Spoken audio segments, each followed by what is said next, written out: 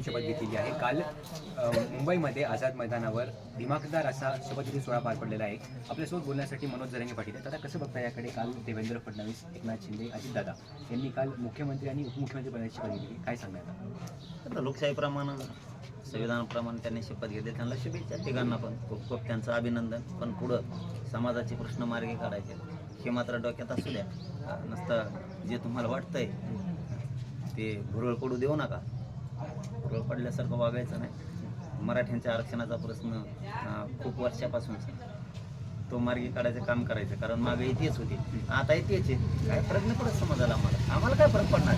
मागे तेच होते, ते काय आले हे काय आले. समाज काय बोलतोय आता? ते आला. आता काही लोक म्हणतात ना, आयला आरक्षण देत नव्हता तेच आला असं म्हणतात. काही मग लोक म्हणतात मग पहिल्यांदा कोण होता? तेच होता. त्यामुळे समाज म्हणतो आम्हाला काय वाटत नाही त्याचं. तेव्हा आला काय, हेव्हा आला काय, काहीच वाटत नाही. कारण करोडोनं मराठा समाज म्हणतो पहिल्यांदा तेच होता, आता तेच. आम्हाला काय फरक पडत नाही, आम्ही आरक्षणच घेणार आहे. आणि ते कसं देत नाहीत बघू. फक्त शुभेच्छा देताना मनापासून तुम्हाला आमच्या शुभेच्छा. तुमचं मनापासून तिघाचं अभिनंदन आहे. पण मला एक लक्षात ठेवा, या नादात मराठ्यांचा आरक्षणाचा विषय पाठीमागं ठेवू नका. तो तातडीनं मार्गी काढा. नसता पुन्हा भोग भोगावे लावणार आहे. काल दादा देवेंद्र फडणवीसांनी म्हटलंय की यापूर्वी मराठा समाजाला आरक्षण आम्हीच दिलं होतं, यापुढेही आम्हीच आरक्षण देऊ असं त्यांनी म्हटलेलं आहे. कसं बघता याकडे? कळत ना आता थोड्याच दिवसात. मागं त्यांनी दिलं तर आताही ते देतात का? थोड्याच दिवसात कळत. नसतं आम्ही उभाच आहेत ना. पुन्हा उभा आहे. बघून महिनाभर वाट त्यांची देतात का. राज्याचा जो मंत्रिमंडळाचा विस्तार आहे हा 11 डिसेंबरला होणार अशी माहिती आहे. काय वाटतं तुम्हाला? काल फक्त 3 म्हणजे मुख्यमंत्री आणि 2 उपमुख्यमंत्री अशा काल 3 शपथ झालेल्या आहेत. 11 तारखेला शपथविधी होणार किंवा मग मंत्रिमंडळाची स्थापना होणार आणि मंत्र्यांची नियुक्ती होणार. तुम्ही तुमचं उपोषण कधी करणार आहात? कसं नियोजन? ते सरकार स्थापन झालं की लगेच आम्ही आमची तारीख डिक्लेअर करू. म्हणजे 11 तारखेनंतर. काल 5 तारखेला त्यांचा शपथविधी झाला. त्यांनी 5 जानेवारीपर्यंत मराठा आरक्षणाचा विषय मार्गी काढावा. आजच त्यांना जाहीरपणानं शुभेच्छा अभिनंदन देतानाही सांगतो की 5 जानेवारीपर्यंत त्यांनी तो विषय 1 महिन्याच्या आत काढला पाहिजे, मार्गी पूर्ण काढला पाहिजे. मग 11 डिसेंबर नंतर आपण उपोषणाची तारीख जाहीर करणार? हां, लगेच 1-2 दिवसात. त्याच्यात लगेच समाजाला विश्वासात विचारात घेऊन लगेच तारीख डिक्लेअर करणार आहे आमरण उपोषणाची.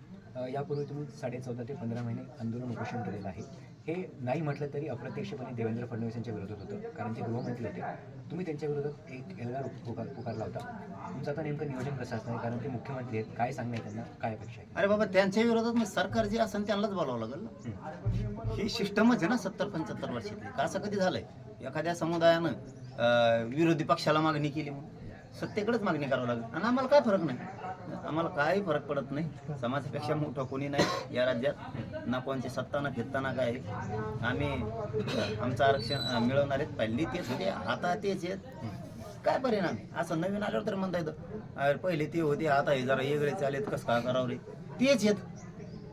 काय फरक नाही पडत. मग तुम्ही तुमच्या सामूहिक उपोषणावर ठाम आहात का? सरकारला काही बोलणार आहात की संपर्क वगैरे जातात? आम्ही आमच्या मागणीवरती ठाम आहेत, आमच्या उपोषणावरती ठाम आहेत. ते सरकारनं ठरवायचं काय करायचं. आम्ही आमचं भूमिका स्पष्ट ठरवणार आहेत आणि ठरवलेली पण.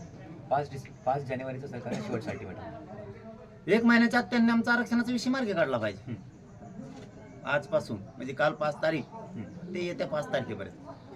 येत्या 5 तारखेपर्यंत त्यांनी मराठा समाजाच्या आरक्षणाचे विषय मार्गी काढायचे. सगळे सोयरीच्या अंमलबजावणीपासून 83 क्रमांकाला कुणबी मराठा एक तो या अध्यादेश, 2004चा अध्यादेश, 3ही गॅजेट, हैदराबाद संस्थान, बॉम्बे गव्हर्नमेंटचे गॅजेट सहित आमचे सगळे विषय त्यांनी मार्गी काढायचे. 1 महिन्याच्या आत काढायचे. नसता आम्ही पुन्हा लढायला सज्ज आहे. पुन्हा वळवळ सुद्धा नाही करू देणार आम्ही. निश्चितच आपण पाहू शकतो या ठिकाणी काल मंत्रिमंडळाच्या म्हणजे मुख्यमंत्री आणि 2 उपमुख्यमंत्र्यांचा शपथविधी झालेला आहे. आणि मनोज जरांगे पाटलांनी आज पुन्हा एकदा महायुती सरकारला इशारा देत म्हटलेला आहे की 5 जानेवारीपर्यंत सरकारला वेळ आहे, अल्टिमेटम आहे आणि सरकारने मराठा आरक्षणाची अंमलबजावणी करून ज्या काही मराठा समाजाच्या मागण्या आहेत त्या मागण्या पूर्ण कराव्यात. नसता आम्ही